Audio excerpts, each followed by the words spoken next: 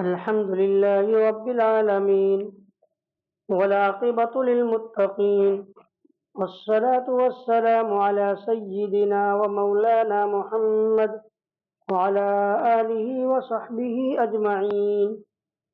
أما بعد فأعوذ بالله من الشيطان الرجيم. بسم الله الرحمن الرحيم. وقالت اليهود ليست النصارى على شيء وقالت النصارى ليست اليهود على شيء وهم يتلون الكتاب كذلك قال الذين لا يعلمون مثل قولهم والله يحكم بينهم يوم القيامة فيما كانوا فيه يختلفون.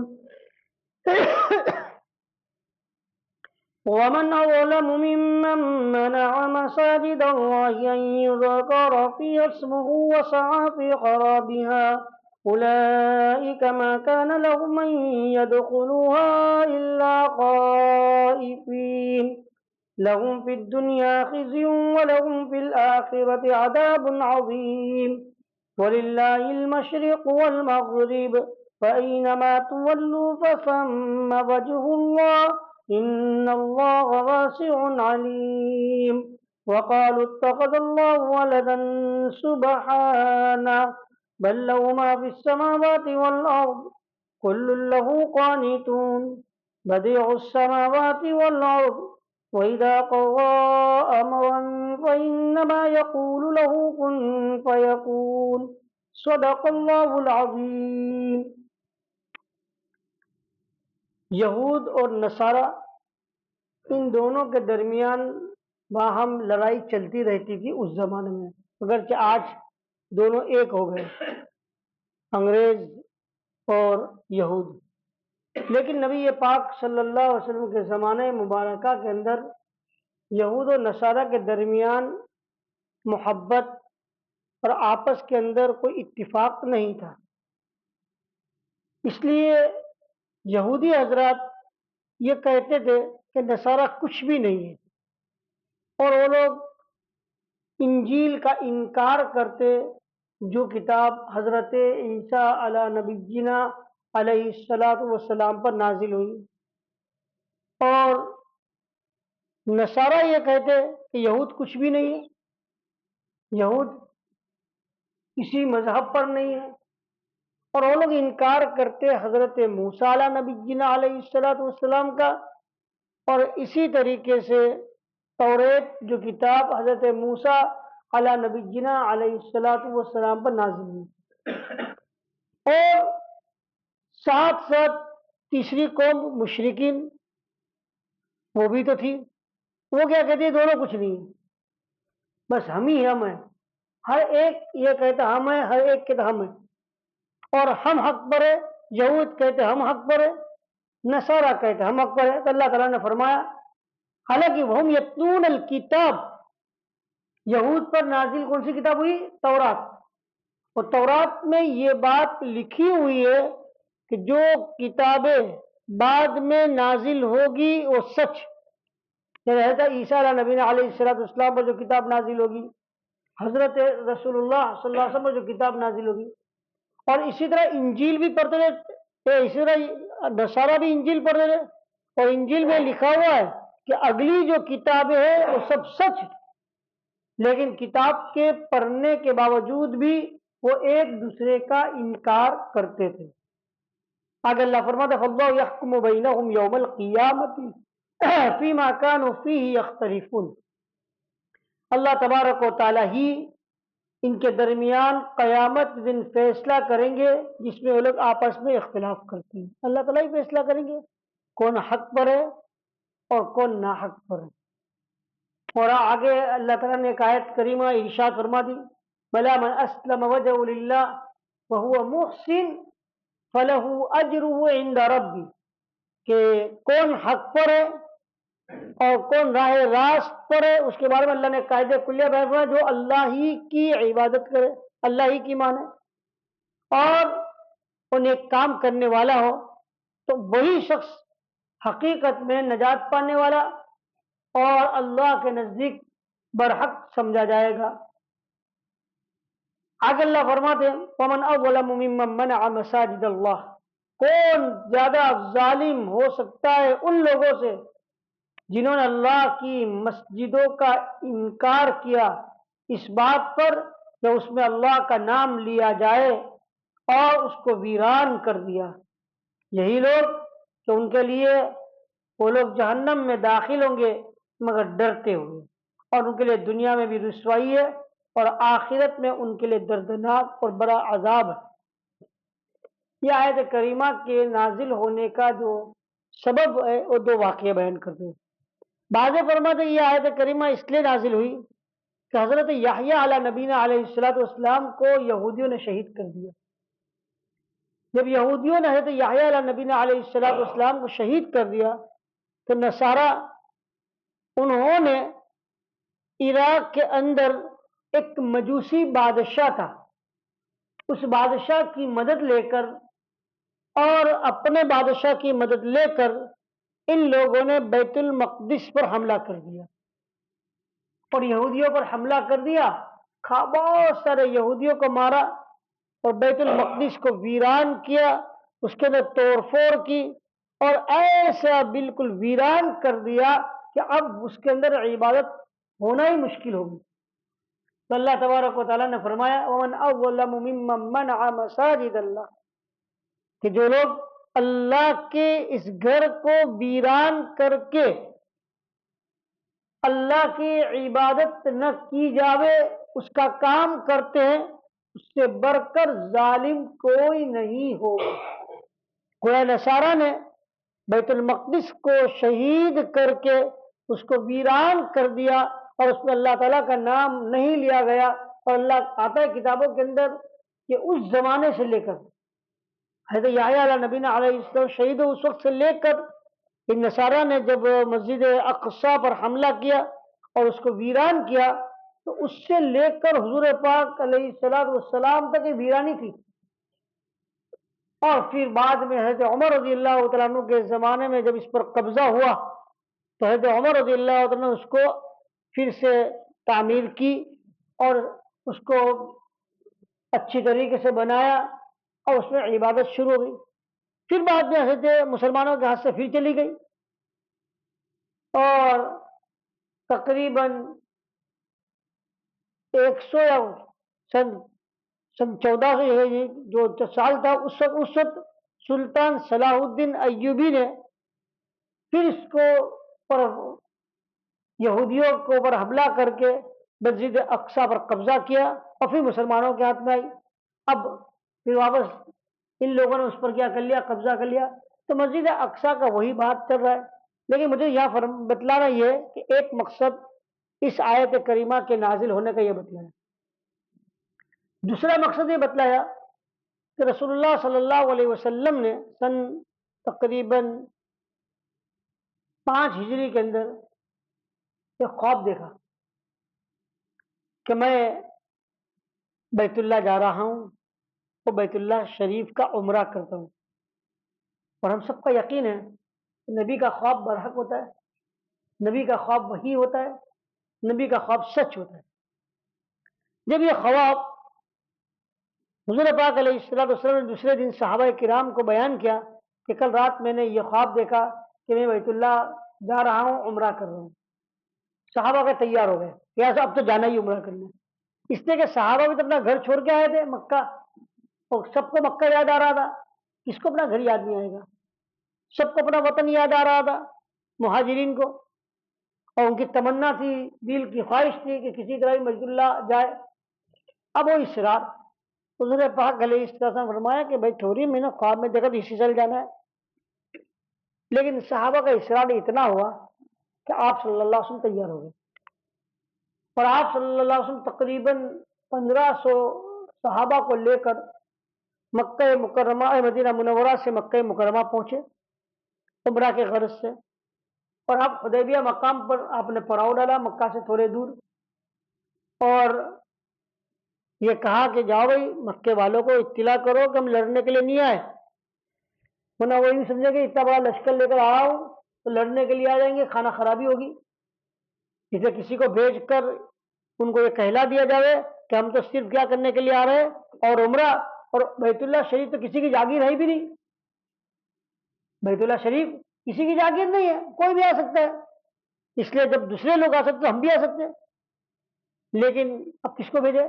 میرے حضرت عمر رضی اللہ تعالیٰ عنہ کو کہا، حضور پاک علیہ السلام نے کہا عمر جاؤ مکے میں، جاؤ مکے والے کو خبر کرو. تو حضرت عمر نے کہا اللہ کے رسول تو واپس ہی نہیں آؤں گا، میرے سے اتنی دشمنی ان لوگوں کو اور مجھے تو چھوڑیں گے بھی نہیں. اس لیے اب میری جگہ پر عثمان کو بھیجیے، اس لیے کہ عثمان کے رشتے دار بہت ہیں وہاں، اور وہ رشتے دار ان کو ان کی حفاظت کر لیں گے. میرا تو کوئی بھی نہیں ہے اور میرے تو دشمن بھی بہت ہے. حضور پاک علیہ السلام نے حضرت عمر کی بات مان لی. حضرت عثمان رضی اللہ تعالیٰ عنہ کو بلایا اور حضرت عثمان رضی اللہ تعالیٰ عنہ کو کہا جاؤ بیت اللہ کے مکہ مکرمہ، اور مکہ مکرمہ جا کر ان لوگوں کو جا کر یہ خبر کرو کہ ہم لوگ لڑائی کی غرض سے نہیں آئے، ہم صرف کیا کرنے کے لیے آئے؟ عمرہ کا ارادہ ہے، عمرہ کرنا ہے. ادھر حضرت عثمان رضی اللہ عنہ جب حدیبیہ کے مقام سے نکل کر مکہ کی طرف نکلے، مکہ میں ان کے رشتہ داروں کو معلوم ہو گیا کہ عثمان آ رہے ہیں. تو ان کے رشتہ دار اتنے سارے تھے مکہ مکرمہ میں، سارے کے سارے باہر آ گئے ویلکم اور استقبال کرنے کے لیے، اور سب باہر آ گئے. حضرت عثمان رضی اللہ تعالیٰ عنہ سے ملاقات کی باہر سے اور ان کو لے کر آئے. اس دوران دو باتیں پیش آئی. ایک بات تو یہ پیش آئی، حضرت عثمان رضی اللہ تعالیٰ عنہ جب مکہ مکرمہ میں داخل ہوئے تو آپ کی لنگی بہت اونچی تھی، تخروں سے اونچی تھی، بھی نصف پنڈلی تک تھی. اور تو ان کے رشتہ داروں نے کہا کہ عثمان تمہاری لنگی تھوڑی نیچی کر لو، اس لیے کہ مکے کے اندر یہ ایک طرح کا رواج ہے کہ مکے والے اپنے کپڑے کو تخنوں سے نیچے پہنتے ہیں، اور جو اوپر پہنتا ہے اس کو اچھا نہیں سمجھتے. اس لیے تم آ رہے ہو ایک مہمان بن کر تو یہ لوگ تمہیں ذلیل نہ سمجھے. تو اس وقت عثمان رضی اللہ تعالیٰ نے کہا بھائی میرے حبیب صلی اللہ علیہ وسلم کا یہی معمول ہے، میں تو یہی رکھوں گا. ان کو اچھا سمجھنا ہو تو اچھا سمجھے، اور برا سمجھنا ہو تو برا سمجھے. پھر حضرت عثمان رضی اللہ تعالیٰ عنہ کو لے کر آ گئے. آنے کے بعد حضرت عثمان رضی اللہ تعالیٰ عنہ نے سرداران قریش کو کہا کہ حضور پاک علیہ السلام جو آئے ہوئے ہیں ان کا ارادہ لڑائی کا نہیں ہے، صرف ارادہ عمرے کا ہے، اس لیے ہمیں عمرہ کرنے دو. تو اس وقت ان لوگوں نے منع کر دیا کہ ہم محمد صلی اللہ علیہ وسلم کو اندر آنے نہیں دیں گے. انہوں نے بدر کے موقع پر جنگ بدر میں ہمارے باپ دادا اور بھائیوں کو قتل کیا ہے، ہم ان کو آنے ہی نہیں دیں گے. بالآخر پھر صلح کی شروعات ہوئی اور اس بات پر بات طے ہوئی کہ اس سال چلے جاؤ واپس. اس سال تو نہیں ورنہ ہماری ناک کٹ جائے گی. اس سال چلے جاؤ واپس، آئندہ سال آنا، تو 3 دن تم کو رہنے دیں گے، اس سے زیادہ نہیں. اور 3 دن کے بعد، اور 3 دن بھی کیسے کہ تم کوئی ہتھیار لے کر نہیں آؤ گے، کوئی بھی ہتھیار لے کر بغیر ہتھیار کے مکہ میں داخل ہوں گے، طواف کرو گے، 3 دن تک رہو گے، اور اس کے بعد تم کیا ہوگے؟ چلے جاؤ گے. اور حضرت عثمان رضی اللہ تعالیٰ عنہ کا میں نے کہا دوسری دو بات پیش آئی تھی. دوسری بات یہ پیش آئی کہ حضرت عثمان رضی اللہ تعالیٰ عنہ کا دیکھو یہ تو ہماری صلح ہو گئی، یہ ہماری شرط ہے، لیکن تم اگر تو عمرہ طواف کرنا ہے تو کر لو، تمہیں اگر طواف کرنا ہے تو بیت اللہ کھلا ہوا ہے تم کر لو. حضرت عثمان نے کہا نہ یہ تو نہیں ہو سکتا، محمد صلی اللہ علیہ وسلم ان کو تو آپ روک لو، اور وہ تو بیت اللہ کا طواف نہ کرے اور میں کروں، میں بھی نہیں کروں گا. پھر حضرت عثمان رضی اللہ تعالیٰ عنہ وہ بھی واپس ہو گئے. پھر دوسرے سال اسی کو فرمایا ومن اظلم ممن منع مساجد اللہ. یہ کتنے ظالم ہیں کہ مسلمان صحابہ کرام رسول اللہ صلی اللہ علیہ وسلم کے ساتھ بیت اللہ آ رہے تھے، صرف طواف کے کرنے کی غرض سے انہوں نے اس کو روک لیا. آگے کا واقعہ ہے کہ پھر دوسرے سال آئے بھی وہ لوگ حضور پاک علیہ السلام، اور 3 دن کے لیے اندر داخل ہوئے، سامان کچھ نہیں تھا. 3 دن پورے ہو گئے.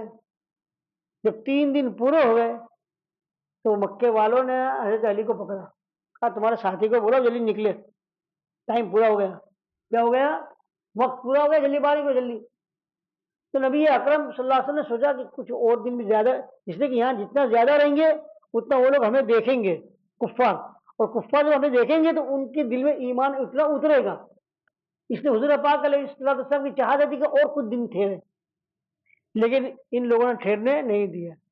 اور ایک بات یہ بھی یاد رکھے، جب حضور پاک علیہ السلام مکہ مکرمہ آئے عمرہ کی غرض سے، تو مکے والے سب مکہ چھوڑ کے بھاگ گئے باہر، اپنے اپنے گھر چھوڑ کر، اور آس پاس کے اوپر جو بڑے بڑے ٹیلے تھے وہاں، اور دیکھنے کے لیے کہ دیکھے تو صحیح یہ لوگ کیا کرتے، دیکھ رہے تھے۔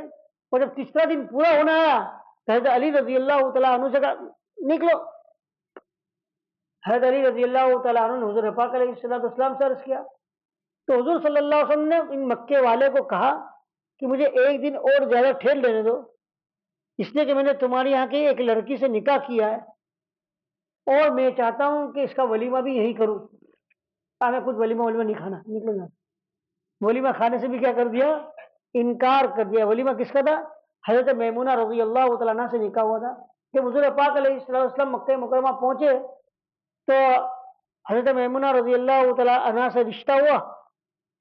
حضرت عباس رضی اللہ تعالیٰ عنہ بہنوں ہی ہوتے تھے حضرت میمونہ رضی اللہ تعالیٰ عنہ کے۔ حضرت میمونہ رضی اللہ تعالیٰ عنہ نے حضرت عباس کو کہا تم میرے وکیل بن جاؤ اور میرا نکاح پڑھا دو۔ تو حضور پاک علیہ السلام مکے سے باہر ایک جگہ کا نام ہے مقام شریف، مقام شریف، وہاں پر آپ کا نکاح ہوا۔ اور جب عمرہ کے بعد واپس آئے تو وہاں پر ہی رخصتی ہوئی حضرت میمونہ کی۔ حضرت میمونہ کا معاملہ بڑا عجیب ہے، نکاح بھی مقام شریف میں ہوا، بعد میں رخصت بھی مقام شریف میں ہوئی، اور انتقال بھی اسی جگہ ہوا کہ مدینہ منورہ سے اپنے وقت میں جب حج کے لیے آئے تھے، اور جب واپسی ہوئی اور یہاں پڑاؤ ڈالا اور یہیں بیمار ہوئے، وہیں انتقال ہوا۔ تو نکاح بھی وہی ہوا، رخصتی بھی وہی ہوئی، اور انتقال بھی حضرت میمونہ رضی اللہ تعالی عنہا کا مقام شریف میں ہوا۔ میرا پہلے روز آنے جاتے دیکھتے تھے کہ یہ ہے بالکل روڈ پر ہی ہے، جتنے بھی لوگ مدینہ منورہ سے مکہ مکرمہ آتے ہیں تو مکہ مکرمہ میں داخل ہونے سے پہلے دائنی طرف اپنے ہی سائڈ کے اوپر مقام شریف سفید کلر کے 4 دیواری ہے، اور اس کے بیچ کے اندر حضرت میمونہ رضی اللہ تعالیٰ عنہ کی قبر۔ مگر لوگ جاتے کم ہیں، جانا چاہیے حضرت میمونہ رضی اللہ تعالیٰ عنہ کی قبر پر بھی جانا چاہیے، جس طرح ہم لوگ جنت المعلی جاتے ہیں، جنت البقیع جاتے ہیں، یہ بھی نبی کریم صلی اللہ علیہ وسلم کی زوجہ مطہرہ ہے، جانا چاہیے، اور وہاں جا کر ان کو وہاں بھی ایثار ثواب ان کو کرنا چاہیے۔ ورنہ کل قیامت کے دن اگر انہوں نے آپ صلی اللہ علیہ وسلم کے سامنے شکایت کر لی کہ آپ کے میری ان کی روحانی اولاد ہے، وہ ام المومنین ہے، کہ آپ کے یہ امتی آتے تھے مگر کوئی میرے پاس نہیں آتا تھا، ہم کیا جواب دیں گے؟ بہت دور بھی نہیں، مسجد تنیم جو جہاں اپنا عمرے کا احرام باندھتے ہیں، جس مسجد عائشہ، اس سے تھوڑے ہی آگے ہے مقام شریف، وہاں حضرت میمونہ رضی اللہ تعالیٰ عنہا کی قبر ہے۔ ہمارے سب ساتھی تھے، ایک عالم صاحب نے کہا کہ کل رات حضرت میمونہ رضی اللہ تعالیٰ عنہ خواب میں آئے اور یہ شکایت کر رہے تھے کہ یہ میری اولاد، میری حضور پاک کی امتی آتے ہیں، کوئی میری قبر پر نہیں آتا۔ گویا واقعتاً شکایت کی، اور اسے ہمارے دل میں آیا بھی، اور الحمدللہ گئے بھی ہم لوگ تو۔ لیکن یہ بتلانا چاہتا ہوں کہ حضرت میمونہ رضی اللہ تعالی عنہا کا ہم پر کیا ہے؟ حق ہے۔ ومن اظلم ممن منع مساجد اللہ ان یذکر فیہا اسمہ وسعی فی خرابیہا اولئک ما کان لہم۔ معلوم ہوتا ہے کہ جو لوگ ایسا کام کرتے ہیں وہ لوگ جائیں گے کہاں؟ جہنم، اور ان کے لیے دنیا میں بھی رسوائی ہے، ان کے لیے آخرت بھی دردناک عذاب۔ اس سے معلوم ہوتا ہے جو بھی لوگ مسجد کے اندر لوگوں کو آنے سے رکاوٹ بنتے ہیں وہ سب اس آیت کریمہ کے اندر کیا ہو جائیں گے؟ داخل ہو جائیں گے۔ اگر اللہ محمد وللہ المشرق والمغرب، اللہ ہی کے لیے مشرق و مغرب ہے، فَأَيْنَمَا تُوَلُّوا فَثَمَّ وَجْهُ اللَّهِ، جہاں بھی تم رخ پھیرو گے وہاں اللہ کو پاؤ گے. اللہ تعالیٰ وسعت والا علیم. یہ آیت کریمہ نازل ایک بار صحابہ کرام رضوان اللہ تعالیٰ میں کہیں جا رہے تھے سفر میں. رات کا وقت تھا, بہت گھنا اندھیرا تھا. اس اندھیرے میں ان کو قبلے کی سمت معلوم نہیں ہو رہی تھی. نماز کا وقت آیا, کہاں کرے قبلہ؟ اب لوگ پریشان. تو لوگ اپنے اپنی سوچ کے اعتبار سے جس کو جہاں لگا قبلہ وہاں انہوں نے کیا کر لی, اس طرف رخ کر کے نماز پڑھ لی. اب سب پریشان کہ ہمارا رخ قبلے کی طرف ہوا کہ نہیں. تو اللہ نے آیت نازل فرمائی, جہاں بھی کرو گے رخ وہاں کس کو پاؤ گے؟ اللہ ہی کو پاؤ گے. اس میں کوئی گھبرانے کی ضرورت نہیں. آگے فرمایا وقالوا اتخذ اللہ ولدا سبحانہ. یہ نصارہ جو تھے وہ حضرت عزیر علیہ نبی علیہ الصلوۃ والسلام کو اللہ کا بیٹا کہتے تھے. قرآن فرماتا ہے یہود وقالت اليهود عزیر ابن اللہ وقالت النصارى المسیح ابن مریم. یہود حضرت عزیر کو اللہ کا بیٹا کہتے اور نصارہ حضرت عیسیٰ علی نبینا علیہ الصلوۃ والسلام کو کیا کہتے ہیں؟ اللہ کا بیٹا. اور مشرکین فرشتوں کو اللہ کی بیٹیاں کہتے. گویا ادھر ان کو بیٹا, یہ ان کو بیٹا, اور فرشتے اللہ کی بیٹیاں. اللہ تعالیٰ نے 5 دلیلیں نازل فرمائی. 5 دلیلوں سے یہ کہا کہ تم لوگ میرے پر یہ تہمت لگا رہے ہو کہ میرے بیٹا ہے اور میری بیٹیاں ہے. سن لو. وقالوا اتخذ اللہ ولدا. وہ لوگ کہتے ہیں کہ اللہ کا لڑکا ہے, اللہ نے اپنے لڑکے کو بنایا. سبحانہ, پہلی دلیل اللہ پاک ہے. اللہ کیا ہے؟ ان چیزوں سے پاک ہے. لم یلد ولم یولد ولم یکن له کفوا احد. نہ اللہ کسی کو جنتا ہے نہ اللہ کسی سے جنا گیا. اللہ اللہ ہی ہے سبحانہ. اور یہ جننا اور یہ ولادت اور باپ کا ہونا یا بیٹے کا ہونا یہ سارا کا سارا عیب, کسی کی محتاجگی ہے. اور کیونکہ جب بیٹا ہوگا تو انسان بیوی کا کیا ہوگا؟ محتاج ہوگا.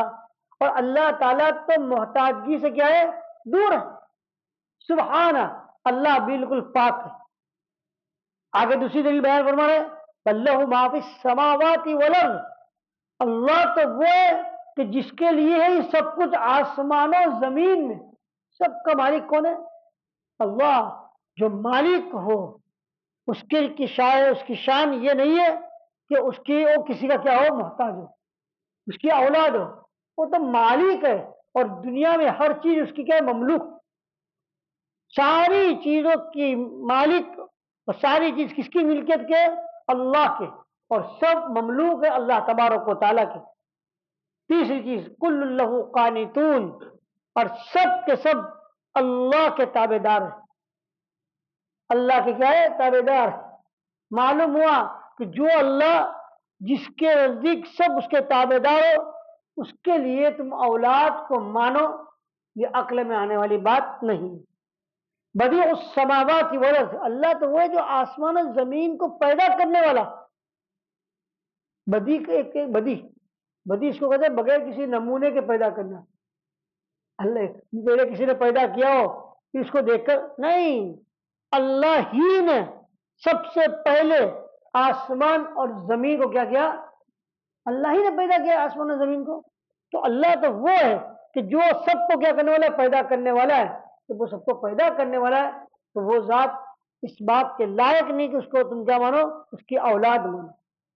اور آگے فرمایا وَإِذَا قَضَى أَمْرًا فَإِنَّمَا يَقُولُ لَهُ كُن.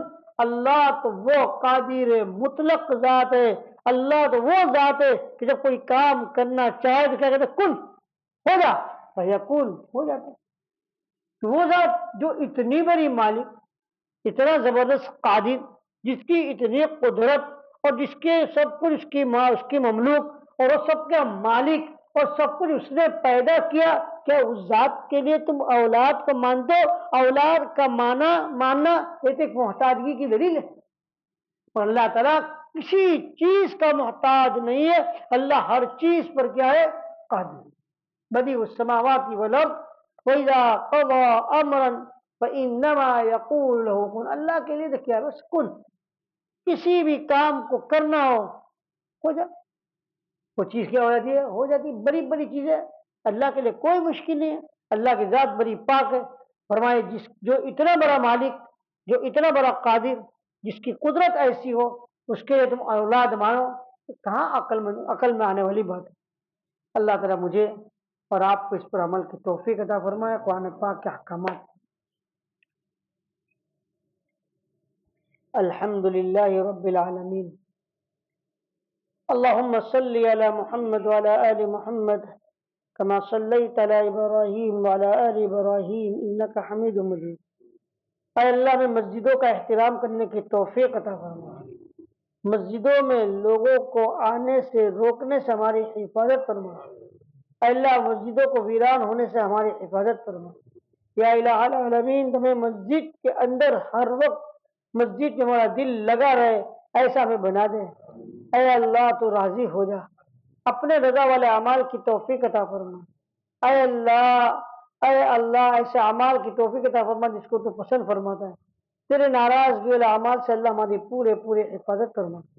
اے اللہ ہر قسم کی خیر و بھلائی مقدر فرما، ہر قسم کے شرور و فتن سے حفاظت فرما، شریروں کے شر سے، فتنوں کے فتنے سے، حاسدین کے حسد سے، نظر بد سے اے اللہ تمہاری پورے حفاظت فرما۔ اے اللہ میں خیر کی توفیق عطا فرما، شر سے ہماری حفاظت فرما۔ اے اللہ تو ہمیں اعمال صالحہ کی توفیق عطا فرما، اعمال سیئہ سے اللہ ہماری حفاظت فرما۔